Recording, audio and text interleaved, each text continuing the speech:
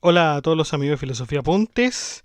Estamos nuevamente con Juan Calvino con este texto Necesidad de reformar la Iglesia, un texto de 1544.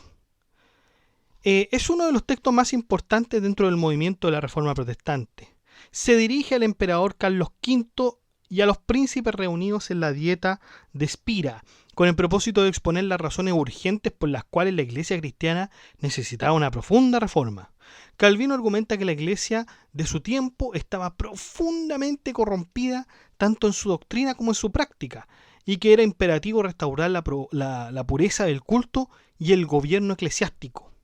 La obra se centra en tres aspectos principales: el diagnóstico de los males que afectan a la Iglesia, la justificación de las reformas propuestas y la urgencia de implementarlas sin demora. Para Calvino, la corrupción del sistema sacramental y la opresión tiránica del gobierno clerical están indicando un nuevo alejamiento de la auténtica fe cristiana. Este es el texto entonces, muchachos, sin más dilación, vamos allá.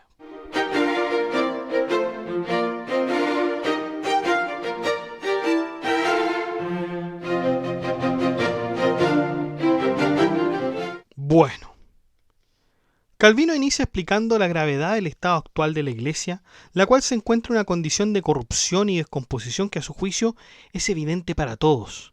A pesar de no ser una figura de gran autoridad, se dirige a los poderosos con humildad, confiando en que sus argumentos serán escuchados. En su mensaje expresa que su propósito es defender la sana doctrina y pide que se le conceda la oportunidad de ser escuchado sin prejuicios. Calvino destaca que su petición no es solo individual, sino que refleja el sentir de muchos príncipes, comunidades y creyentes piadosos que comparten su deseo de ver la Iglesia restaurada. Argumenta que no puede ignorarse esta situación crítica de la Iglesia, y es urgente actuar. Reconoce que los reformadores han sido acusados de actuar de manera precipitada, pero defiende que las reformas que proponen son el resultado de una necesaria y extrema medida drástica, y no de un deseo de innovar sin razón.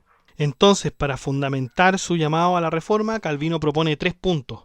Primero, enumera los males que aquejan a la Iglesia, como la corrupción de los sacramentos y el gobierno eclesiástico convertido en tiranía. Segundo, argumenta que los remedios propuestos por los reformadores son apropiados y beneficiosos para corregir estos males.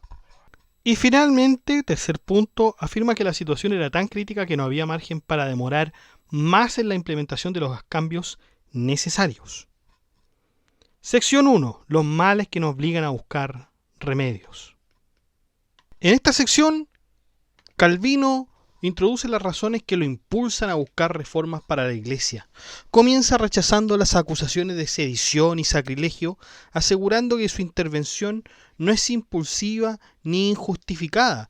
Para él, la religión cristiana se sostiene sobre 2 pilares fundamentales: el correcto conocimiento de cómo debe adorarse a Dios y el origen de la salvación. Si estos pilares no se respetan, la profesión de fe cristiana es vacía y carente de valor. Además, menciona que los sacramentos y el gobierno de la Iglesia existen para preservar estas doctrinas y que la correcta administración de ambos es esencial para la fe cristiana. Explica que la verdadera adoración consiste en reconocer a Dios como la fuente de toda virtud y salvación, y esto se expresa a través de la oración, la alabanza y la acción de gracias. Esta adoración debe ser interior, espiritual, y debe obedecer estrictamente lo que Dios ha mandado en las Escrituras.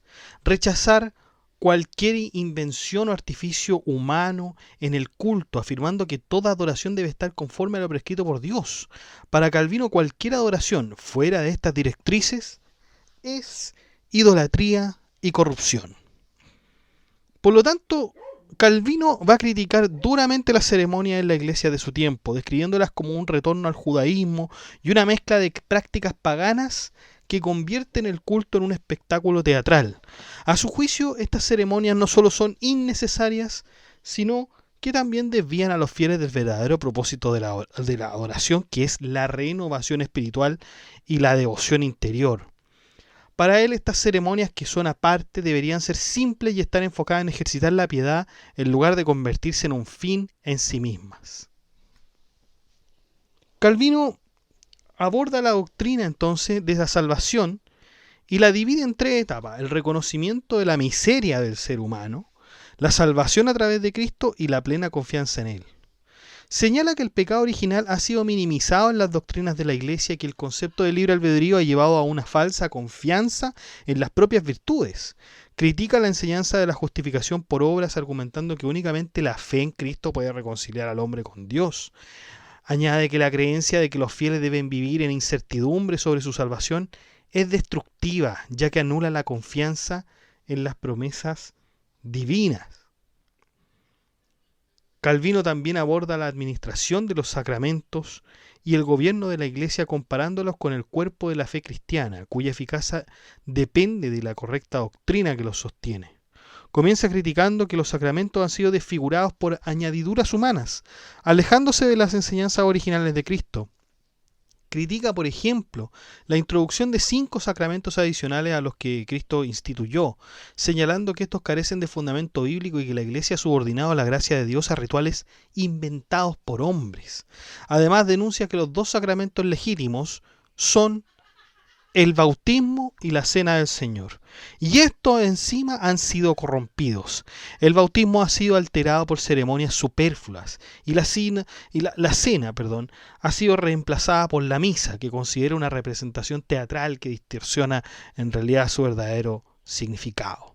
Y aquí es cuando Calvino arremete contra la misa, argumentando que contradice el mandato de Cristo de compartir el pan y el vino en comunión, ya que en la misa el sacerdote consume en solitario, lo que debería ser compartido con la congregación. Además, acusa a los sacerdotes de usurpar el papel de Cristo al presentarse como intermediarios que ofrecen sacrificios por los pecados, algo que considera una distorsión del mensaje del Evangelio.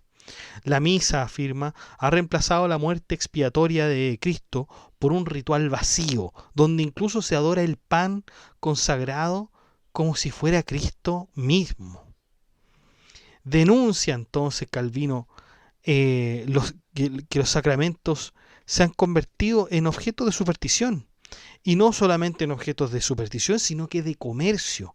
Las ceremonias que deberían acercar a los fieles a Cristo han sido vaciadas de su significado espiritual y son vendidas como mercancías, convirtiendo a la Iglesia en verdaderos mercados. Critica que los sacramentos sean presentados al pueblo sin explicar su significado, lo que lleva a los fieles a enfocarse más en los rituales externos que en la fe y el arrepentimiento necesarios para la salvación. También condena la práctica de almacenar el pan consagrado y usarlo en procesiones y encima también como amuleto. Prácticas que distorsionan, por supuesto, el propósito de los sacramentos. Ahora esto a un nivel micro, ¿no? Pero a un nivel macro, Calvino también critica el estado del gobierno eclesiástico, señalando que los obispos y pastores han abandonado su deber de enseñar dedicándose a ceremonias vacías y la administración de sus obispados como principados seculares. Además señala que muchos sacerdotes viven en la inmoralidad, desvirtuando el ministerio con su avaricia, orgullo y lujuria. El celibato, que es considerado un símbolo de virtud, se ha convertido en una fachada que encubre la promiscuidad y el escándalo. Critica entonces la tiranía espiritual que los líderes de la Iglesia ejercen sobre las almas, imponiendo leyes humanas en lugar de seguir las enseñanzas de Cristo. Argumenta que los eclesiásticos se han arrogado el poder de dictar nuevas doctrinas sin basarse en las Escrituras, exigiendo obediencia absoluta a sus decretos y sofocando cualquier disidencia.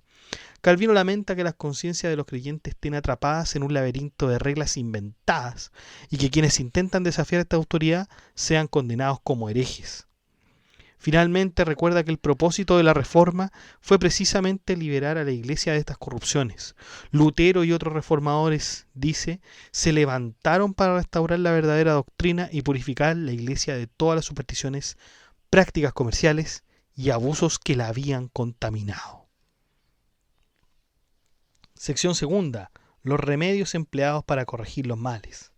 Calvino expone los remedios aplicados por los reformadores para corregir los males de la Iglesia. Afirma que las reformas no se hicieron con otro propósito que el de mejorar la condición de la Iglesia, y asegura que aunque su doctrina ha sido atacada con calumnias, los reformadores han trabajado en concordancia con la palabra de Dios. Calvino señala que a pesar de las críticas, la reforma ha permitido que la gente lea las Escrituras y que se aclaren puntos fundamentales de la fe cristiana que estaban cubiertos por ignorancia y superstición. Calvino defiende que las reformas no introdujeron innovaciones sin sentido, sino que restauraron la Iglesia a su forma original, basada en las Escrituras. Destaca que la adoración a Dios debe ser realizada de forma espiritual y centrada en su gloria, sin añadir elementos humanos o supersticiones. Además, los reformadores trabajaron para dirigir la atención hacia la grandeza de Dios, promoviendo una reverencia genuina y llamando a los creyentes a confiar completamente en Él. Calvino afirma que la adoración pública en las iglesias reformadas se ha purificado de las supersticiones y de los ritos inventados por los hombres, enfocando exclusivamente en adorar a Dios en espíritu y en verdad. Critica el uso de imágenes, la adoración a santos y reliquias y la corrupción que estos elementos trajeron a la iglesia, afirmando que los reformadores actuaron de manera correcta al eliminarlos. Los enemigos de la reforma, según Calvino, defienden estas prácticas a pesar de que están claramente prohibidas en la Biblia y fueron condenadas por los profetas encima. Calvino menciona que la adoración a imágenes y reliquias no es diferente para nada a la idolatría de los paganos, quienes adoraban objetos físicos como representaciones de lo divino. Señala que aunque algunos intentan justificar esta práctica argumentando que no es idolatría, en realidad no hay diferencia entre venerar una imagen o cualquier otro objeto de culto. Al eliminar estas prácticas, los reformadores no violaron el culto verdadero, sino que lo restauraron a su pureza original. Calvino también expone 3 correcciones que los reformadores implementaron en la oración. Primero, eliminaron la intercesión de los santos, enseñando a los creyentes a orar directamente a Dios en el nombre de Cristo, el único mediador, ¿ya? Esto asegura no es una falta de respeto hacia los santos, sino una restauración de la forma correcta de orar según lo enseñado por Cristo y los apóstoles. Según los reformadores, los creyentes deben orar con un entendimiento, evitando el uso de lenguas desconocidas que no aportan significado a las oraciones. Calvino critica la práctica de rezar en latín, una lengua que los fieles realmente no entendían, y destaca que la verdadera oración debe involucrar tanto el corazón como la mente. Argumenta que esta práctica no es solo irracional, sino que contradice directamente las enseñanzas bíblicas como las de Pablo, que insiste en que las oraciones sean comprensibles para todos. Por último, Calvino sostiene que la oración debe ser hecha con fe firme y sin titubeos, confiando plenamente en las promesas de Dios. Esta corrección, dice, es crucial, ya que la oración sin fe es vana y no es aceptable ante Dios. Calvino insiste entonces en que la salvación solo puede encontrarse en Cristo y no en los propios méritos del hombre, ya que la naturaleza humana está completamente corrompida por el pecado. La caída de Adán y Eva dejó al hombre espiritualmente muerto, incapaz de hacer el bien sin la intervención de la gracia de Dios. Sin embargo, los adversarios de Calvino sostienen que el hombre conserva alguna capacidad para colaborar en su salvación. Y aunque reconocen que necesitan la ayuda del Espíritu Santo, la verdad es que esto no es así, dice Calvino. Rechaza esta visión afirmando que la doctrina reformada enseña una completa dependencia de la gracia divina para la salvación. La naturaleza humana está tan corrompida que ningún acto humano puede contribuir a la salvación. Solo en la gracia de Dios y no en la capacidad humana reside la posibilidad de redención. Y esta perspectiva, dice Calvino, está en consonancia con la enseñanza de la Iglesia antigua, particularmente con San Agustín de Hipona, y eleva a Dios al lugar central en la salvación, promoviendo tanto la humildad como la gratitud en los creyentes. El mérito de las obras humanas en la salvación, aunque las buenas obras, son importantes y Dios las recompensa, no pueden ser la base de la justificación ante Dios. Según él, la justificación es un regalo de la gracia divina, otorgado a través de la fe en Cristo y no por los méritos de las acciones humanas. Afirma que las obras no tienen valor suficiente para merecer la salvación, ya que siempre están manchadas por el pecado y la imperfección. Los adversarios de Calvino sostienen que las buenas obras pueden contribuir a la salvación y que aunque el pecado requiere el perdón de Dios, los humanos pueden compensar sus errores a través de la contrición y las obras de supererogación. Calvino rechaza todo esto insistiendo que la única salvación es la expiación realizada por Cristo en la cruz. Para Calvino, la doctrina de las obras de supererogación es una blasfemia, ya que sugiere que los humanos pueden hacer más de lo que es necesario para satisfacer la justicia de Dios, algo que realmente es imposible, es impensable algo así. Y aunque reconoce que Dios recompensa las buenas obras, Calvino insiste en que esta recompensa no se basa en el mérito humano, sino que en la gracia de Dios. Las buenas obras de los creyentes son imperfectas y solo pueden ser aceptadas por Dios gracias a la mediación de Cristo. Y esta enseñanza, según Calvino, sirve para mantener a los creyentes en humildad y gratitud, ya que les recuerda que incluso sus mejores acciones dependen de la misericordia de Dios. De ahí siempre recordar la historia de Martín Lutero. Recordemos que Martín Lutero, cuando era un monje agustino, intentaba Martín Lutero de alguna forma limpiar sus pecados. La recomendación que le daban, digamos, sus superiores era que hiciera obras de caridad, hiciera obras en el monasterio. Y claro, después de mucho reflexionar, Lutero dice, pero ¿cómo mis obras van a hacer que Dios esté satisfecho? O que Dios mire bien mis obras si yo soy imperfecto. O sea, todo lo que haga no va a tener no le va a hacer jamás justicia al querer de Dios. Si Dios es justo, dice Lutero, yo estoy acabado. Yo nunca voy a poder realmente hacer algo que pueda satisfacer a Dios. Ninguna de mis acciones va a poder alcanzar aquello. Entonces, claro, incluso las mejores acciones que puedan hacer uno, pensémosla con respecto a Dios. O sea, no valen nada. En cuanto a los sacramentos, Calvino señala que la Reforma los ha purificado de muchos ritos y añadiduras que se habían introducido con el tiempo. Los reformadores reconocen solo dos sacramentos instituidos por Cristo que, como habíamos señalado, son el bautismo y la cena. Critica las prácticas que añaden ritos innecesarios a los verdaderos sacramentos y que desvían la atención de los fieles de su verdadero significado espiritual. En el caso del bautismo, condena las supersticiones que se habían acumulado alrededor del rito, como el uso de elementos simbólicos añadidos como el aceite o la sal. Y en cuanto a la Santa Cena, denuncia la invención de la transubstanciación y el uso supersticioso del pan consagrado, que en muchos casos se adoraba como si fuera Dios mismo. Calvino defiende que la Santa Cena debe ser una conmemoración de la muerte de Cristo, en la cual los fieles participan en su cuerpo y sangre de manera espiritual, siguiendo el mandato de Cristo. También critica la práctica de la misa como un sacrificio expiatorio, insistiendo que solo el sacrificio de Cristo en la cruz es suficiente. Calvino enfatiza que la Reforma ha restaurado la comunión plena en la celebración de la Santa Cena, devolviendo al pueblo la copa que había sido retirada por la Iglesia. Los reformadores han establecido la antigua práctica de explicar el significado de los sacramentos a los fieles, asegurando que los creyentes entiendan los beneficios espirituales que estos ofrecen, en contraste con las prácticas anteriores donde los ritos eran realizados en una lengua desconocida y sin explicación. La Reforma ha buscado todo lo contrario, que los sacramentos sean entendidos. Calvino también explica las reformas implementadas en el gobierno de la Iglesia y defiende su legitimidad frente a las críticas de los adversarios. Sostiene que la Reforma no se aparta de la tradición apostólica, sino que busca restaurar el gobierno de la Iglesia a su forma original, tal como fue instituido en los tiempos apostólicos. Uno de los principales puntos que subraya es que los pastores no solo deben gobernar la Iglesia, sino que también deben enseñar de manera diligente, y si no cumplen con este deber, no se debe conservar el cargo. Calvino critica la negligencia en la selección de pastores y obispos en la iglesia de su tiempo, señalando que muchas personas sin capacidad ni vocación eran promovidas al sacerdocio. En contraste, en las iglesias reformadas, aunque algunos ministros carecían de un alto nivel de estudio, todos eran examinados y seleccionados con cuidado, y nadie permanecía en el cargo si no cumplía con sus deberes.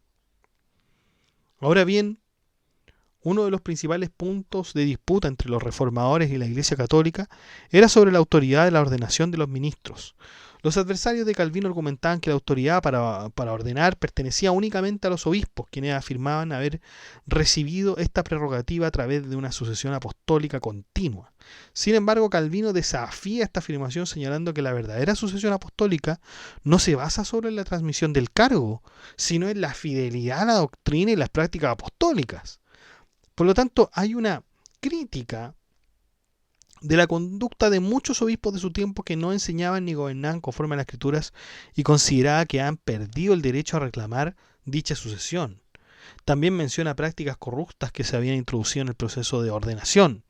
Señala que en la iglesia primitiva las ordenaciones incluían un examen riguroso del estilo de vida y la doctrina del candidato, así como la participación del clero y del pueblo en la selección.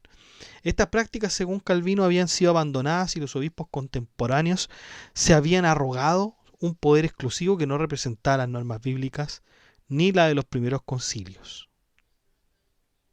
Además, Calvino critica la impureza moral y la corrupción entre el clero. Señala que los obispos y otros líderes de la iglesia estaban más preocupados por mantener su poder y riquezas que por pastorear a sus congregaciones. Los describe como enemigos de la santa doctrina que luchan activamente contra aquellos que buscan restaurar la verdad del Evangelio. Según Calvino, estos líderes son responsables de la degradación de la iglesia y cualquier reclamo de autoridad sobre la ordenación es inválido debido a su infidelidad a la misión apostólica. También rechaza la crítica de los adversarios que lanzan sobre las reformas de ordenación en la Reforma. Acusan a los reformadores de no seguir las ceremonias tradicionales como la unción de manos o la vestimenta especial de los sacerdotes. Calvino, sin embargo, sostiene que la única ceremonia necesaria, según las Escrituras, es la imposición de manos. Las ceremonias adicionales, argumenta, fueron inventadas posteriormente y no tienen una base bíblica. Así defiende la simplicidad de las ordenaciones reformadas y afirma que los elementos añadidos no tienen valor si no están respaldados por un mandato divino. Y por cierto, la imposición de manos es un gesto significativo que se usa en la bendición, la ordenación sacerdotal, la confirmación, la sanación y transmisión del Espíritu Santo, por ejemplo, en el bautismo o en la unción de los enfermos. Esto tenía mucho que ver también con la simonía, ¿no es cierto? Este hombre que era Simón el mago, que de alguna manera quería tener los poderes del Espíritu Santo y le pide a dos apóstoles que quiere esos poderes, pero le ofrece dinero por ellos, ¿no? Uno de los primeros casos de corrupción que han existido en la historia, ¿no? Y en la Biblia. Calvino también se refiere a las tradiciones humanas que habían oprimido a la iglesia, obligándola a seguir una multitud de reglas innecesarias. Critica la acumulación de leyes y regulaciones eclesiásticas que se habían convertido en una carga insoportable para las conciencias de los creyentes, una situación que, según él, incluso San Agustín lamentó en su tiempo. Calvino argumenta que los reformadores actuaron para liberar a los creyentes de esta esclavitud, ya que solo Dios tiene la autoridad para imponer leyes sobre la conciencia humana. Ahora, dentro de esta misma sección, Calvino aborda tres áreas principales de controversia con la Iglesia Católica: el consumo de carne, el celibato sacerdotal y la confesión auricular. Consumo de carne. Calvino defiende la libertad de los cristianos para comer carne en cualquier día, argumentando que las restricciones sobre la comida eran tradicionales, pero tradicionales en el sentido humano y no estaban respaldadas por las Escrituras. Critica la desproporción en los castigos impuestos por la Iglesia, donde comer carne en un día prohibido era castigado más severamente que la inmoralidad sexual. En segundo lugar, el celibato sacerdotal. Calvino rechaza la imposición del celibato a los sacerdotes, señalando que esta prohibición ha llevado a la corrupción moral dentro del clero. Afirma que el matrimonio es honroso y que la prohibición del matrimonio para los sacerdotes es contraria a las Escrituras, citando ejemplos de ministros casados en la iglesia primitiva. Finalmente tenemos la confesión auricular. Calvino condena la práctica de la confesión auricular obligatoria, señalando que había sido introducida tardíamente en la iglesia y que solo servía para fomentar el tormento de las conciencias. Argumenta que la confesión de los pecados debe ser voluntaria y no impuesta como una obligación legal, y que la absolución de los pecados solo puede provenir de Dios, no del sacerdote. La Reforma no solo restaura la enseñanza apostólica, sino que también libera a los creyentes de la opresión de las tradiciones humanas que, según él, habían oscurecido el verdadero mensaje del Evangelio. Sección tercera. Reforma requerida sin dilación.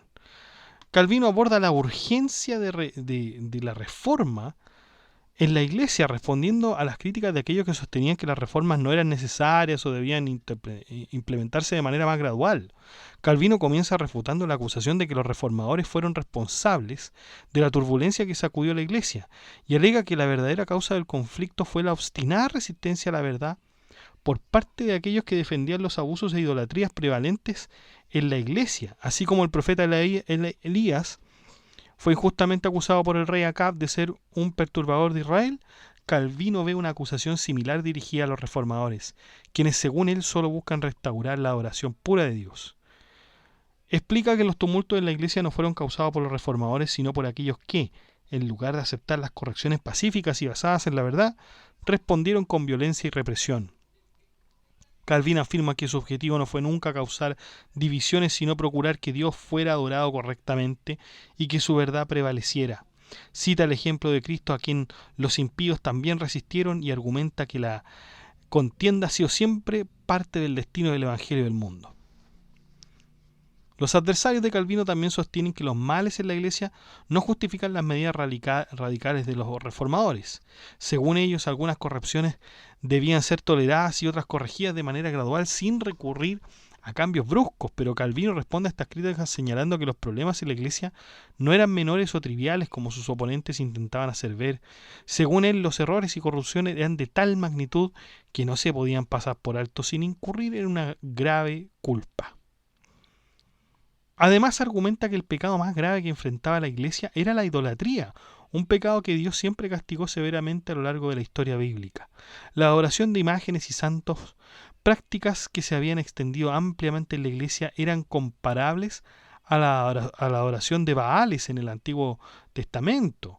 Y Calvino sostiene que los reformadores no podían permanecer en silencio ante tales abusos. Para él, era imperativo actuar cuando la gloria de Dios estaba siendo profanada de manera tan descarada y cuando las imágenes y los santos estaban ocupados como un lugar que correspondía en realidad a Dios. Otro problema que Calvino destaca es la prevalencia y la hipocresía en la adoración. Critica el hecho de que muchas prácticas religiosas se basaban en tradiciones humanas y no en la palabra de Dios. Cita las severas condenas de los profetas del Antiguo Testamento contra la adoración que surge de la imaginación humana en lugar de la revelación divina. Según él, la Iglesia había caído en una forma de culto voluntario que Dios aborrecía y los reformadores no podían permitir que esto continuara sin levantar su voz de protesta. También denuncia otras corrupciones doctrinales y prácticas que se habían infiltrado en la Iglesia, como el uso de lenguas desconocidas en las oraciones públicas, la atribución de títulos blasfemos a la Virgen María y la creencia de que los santos muertos podían interceder por los vivos de manera similar a Cristo. A sus ojos, estas prácticas no solo violaban la verdad bíblica, sino que también despojaban a Cristo de su única mediación entre Dios y los hombres. Los reformadores, según Calvino, no podían tolerar estas blasfemias sin traicionar el Evangelio y la gloria de Cristo. También aborda con especial énfasis la doctrina de la justificación. Critica la enseñanza común en la Iglesia Católica de que los hombres pueden obtener la salvación por el mérito. Según Calvino, esto conduce a la desesperación, ya que los creyentes nunca podrán estar seguros de haber hecho lo suficiente para ganar el favor de Dios, lo que hablábamos de la crisis de Lutero. Esta falsa enseñanza desviaba a las almas del camino de la verdad, que se basa únicamente en la fe en Cristo y no en esfuerzos humanos. Otro aspecto que Calvino aborda es la corrupción en la administración de los sacramentos. Se refiere específicamente a la venta de indulgencias y otros abusos en la celebración de la Cena del Señor que habían sido convertidos en una mera transacción comercial. Critica las prácticas supersticiosas con los sacramentos, como la idea de que el pan de la Eucaristía, como habíamos visto, se transformaba en el cuerpo literal de Cristo mediante exorcismos y encantamientos. Denuncia también la corrupción en el nombramiento de obispos, sacerdotes, muchos de los cuales alcanzaban su posición mediante la simonía, lo que habíamos hablado anteriormente, y conexiones políticas. Entonces existe una urgencia que representa la imposibilidad de tolerar los errores y abusos que plagan ahora en la Iglesia. Afirma que los reformadores no podían mantenerse en silencio por la profanación del Evangelio, el sacramento y la gloria de Cristo, así que había que actuar.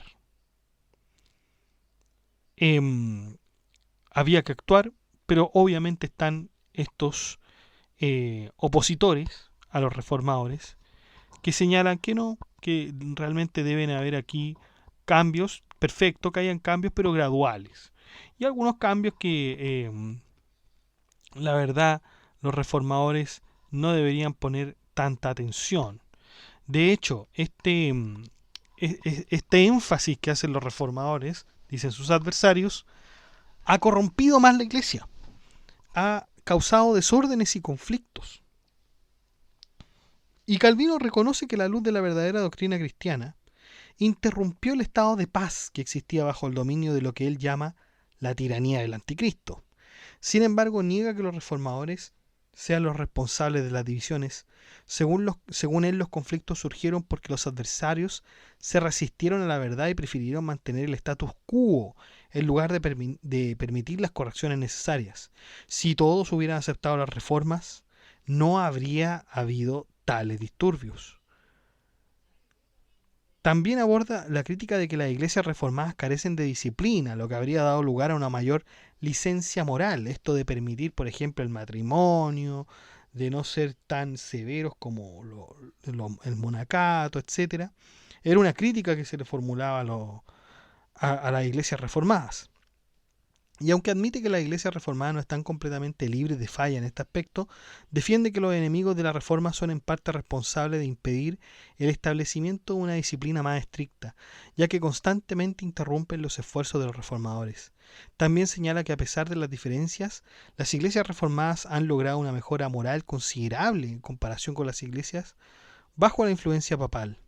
Los verdaderos frutos de la reforma, según Calvino, se ven en aquellos que han abandonado sus viejas vidas de pecado y han adoptado una vida de piedad y santidad. Esto también estaba retratado en algunas obras de Lutero, donde los monjes que estaban en los monasterios, una vez conocida la doctrina de Lutero, dejaban el monasterio y se iban, digamos, al bando de las iglesias reformadas. Y fíjense que salir del monasterio era un delito que se pagaba con la muerte. Era una cuestión totalmente increíble, ¿no? Una de las acusaciones más graves era que los reformadores y sus seguidores habían saqueado las propiedades de la iglesia. Y Calvino no niega que algunos abusos han ocurrido, pero cuestiona la legitimidad de la educación cuando proviene de una iglesia corrupta que había estado utilizando sus riquezas para propósitos egoístas y decadentes. Alega que los bienes eclesiásticos en muchos casos no estaban siendo usados para la verdadera obra de la iglesia, sino para enriquecer a individuos ociosos y corruptos. Los príncipes reformadores, argumenta, actuaron legítimamente al redistribuir estos bienes destinándolos a fines más nobles como el apoyo a ministros verdaderos, escuelas y hospitales. También hay una crítica de que la reforma causó una división en la iglesia. Pero aquí sostiene que los reformadores no se han separado de la verdadera iglesia de Cristo, sino que sus oponentes, al aferrarse a la corrupción, son los que verdaderamente se han apartado. La reforma para Calvino no fue una opción. No es una opción hacer esto, es una necesidad impuesta por Dios para corregir los errores que habían infectado la iglesia. Los esfuerzos de los reformadores para purificar la iglesia de la corrupción doctrinal y moral no debían esperar la aprobación del Papa, ya que el papado mismo había sido fuente de muchos de estos errores. Si los reformadores hubieran esperado, nunca habría habido una reforma, dado que el Papa no mostró disposición alguna para corregir dichos efectos.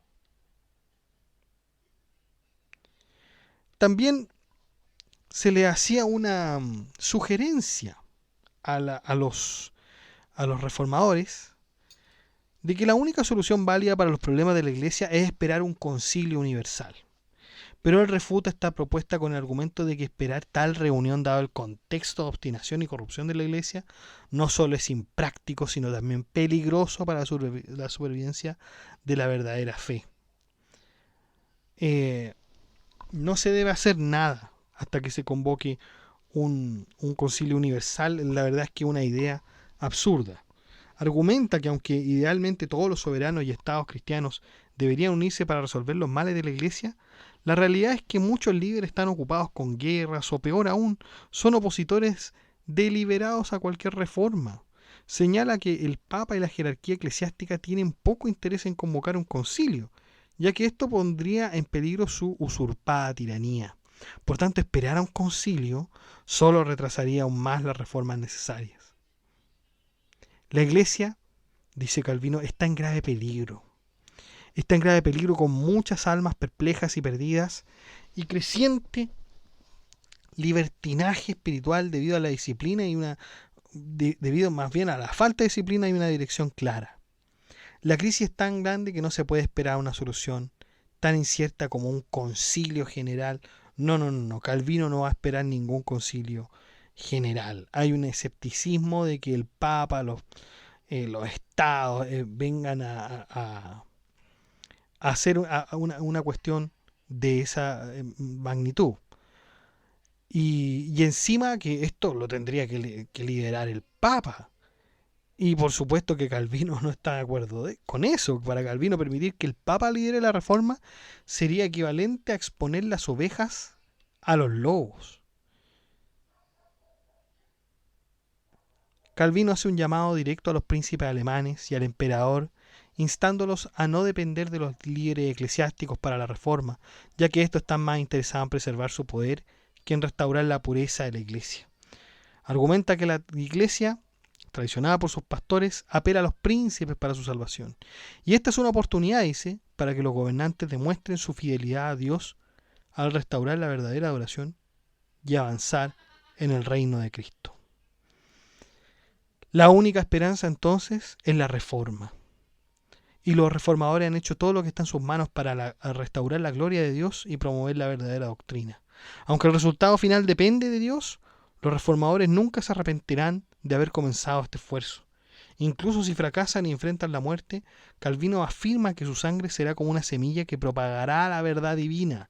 Su confianza en la verdad de su doctrina es absoluta y ve la reforma no solo como necesaria, sino como inevitablemente triunfante, ya sea en vida o después de la muerte. La verdad es que es de un alto nivel de valentía lo que está haciendo en este sentido Juan Calvino. Es impresionante, ¿no? Digamos, alguien que tiene ideas que repercuten en ese sentido a todo un grupo de gente que bien creía una cosa y ahora cree otra absolutamente distinta, pero que cree de verdad que ahí está lo seguro. Porque el libre albedrío, ya para los reformistas, como ya hemos visto señalado latamente, es una cuestión que produce ansiedad. Nosotros no vamos a saber si somos buenos hasta el juicio. Y entre medio tenemos que hacer buenas obras. Pero, ¿quiénes somos nosotros para realizar buenas obras y que éstas agraden a Dios? Imposible, imposible. Lo único que existe es la fe en que somos salvos. Y eso está determinado. Pero ¿cuándo está determinado? Esa es una pregunta interesante. ¿Cuándo se determinó la salvación? ¿Antes de la creación o después de la creación? Este es un problema que lo vamos a ver después. Aunque ya Calvino nos ha dado algunas respuestas ya de esto, pero esto se va a exacerbar. Se va a exacerbar y va a producir divisiones en la iglesia reformada. Divisiones que vamos a ver más tarde. Los invito entonces al grupo de WhatsApp para que se enteren de las últimas novedades y también los invito al grupo de la comunidad de WhatsApp para que comentemos algunos temas como por ejemplo justamente la doctrina calvinista.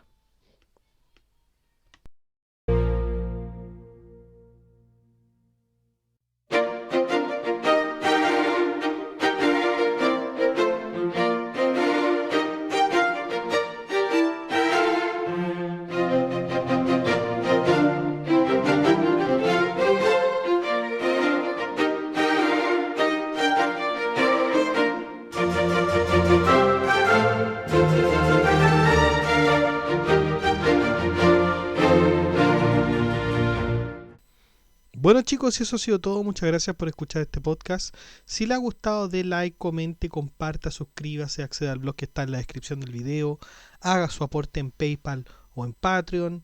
Saludamos a nuestros mecenas romanos que son Abstract Panicker, Ricardo, Jorge Ríos, Vicky Serra y Noecita, que colaboran con este proyecto de Filosofía Apuntes mensualmente. Un abrazo a todos. También saludamos a nuestro mecenas medieval, que es Gab Welter, que también colabora con una membresía un poco más alta que los mecenas romanos y que ya se ha mantenido en el tiempo apoyando este proyecto educativo. Muchas gracias, Gab Welter. Un abrazo también. Y usted puede ser colaborador en Filosofía Apuntes inscribiéndose en las membresías que aparecen en el botón unirse de cada video. Usted presiona el botón unirse, van a aparecer 4 membresías con distintos precios y usted puede elegir el que mejor le convenga. Si no le acomoda ninguno de esos precios, de todas maneras usted puede colaborar con Filosofía Apuntes haciendo clic en el botón gracias y poner la suma que a usted más le acomode. Que estén muy bien, cuídense, chao.